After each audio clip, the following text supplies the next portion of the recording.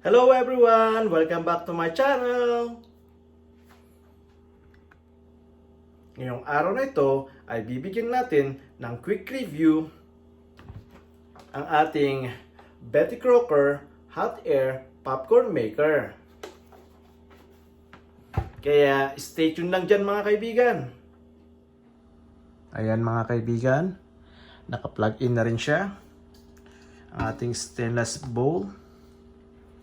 Ang ating popping popcorn, ito ay equivalent to half cup. At isiset din natin ang ating timer.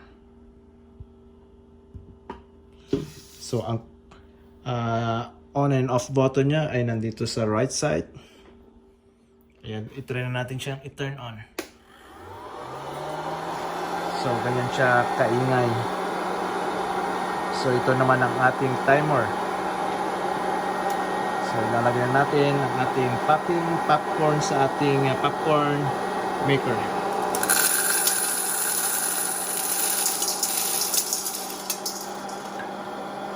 Timer starts now.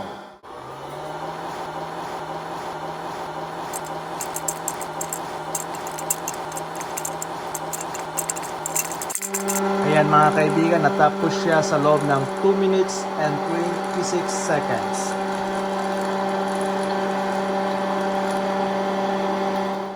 So yan mga kaibigan, luto na ang ating popping popcorn. Natapos lang siya sa loob ng 2 minutes and 26 seconds. Ang ating popcorn maker is brought to you by Betty Crocker. Yan. Thank you for watching again mga kaibigan. See you on my next video. Bye!